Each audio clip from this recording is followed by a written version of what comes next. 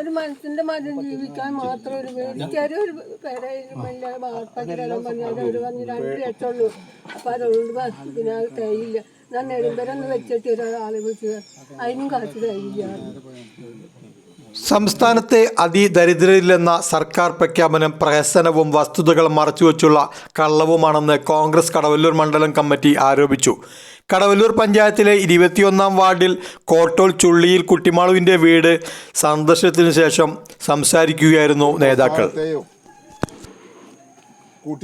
കൂട്ടിപ്പിടിച്ച് അവരുടെ ഉന്നമനത്തിന് വേണ്ടി തൻ്റെ ജീവിതകാലം മുഴുവൻ ചെലവഴിച്ച ഒരു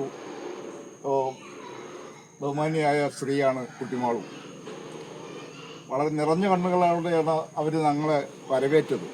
വളരെ പ്രയാസകരമായ രീതിയിലുള്ള കഥയാണ് പറഞ്ഞത്.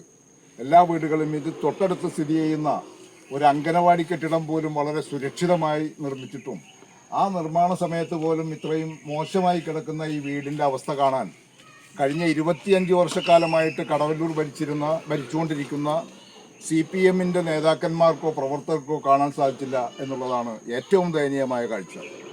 അതും പ്രത്യേകിച്ച് അതിദരിദ്രരില്ലാത്ത ഒരു കേരളം കെട്ടിപ്പടുത്തു കഴിഞ്ഞു എന്ന് ജനങ്ങളുടെ മുഖത്ത് നോക്കി പച്ച നുണ പറഞ്ഞ ഒരു മുഖ്യമന്ത്രി ഈ രാജ്യം ഭരിച്ചുകൊണ്ടിരിക്കുന്ന സമയത്തു കൂടിയാണ് എന്നുകൂടി നമ്മൾ വിലയിരുത്തേണ്ടതുണ്ട്.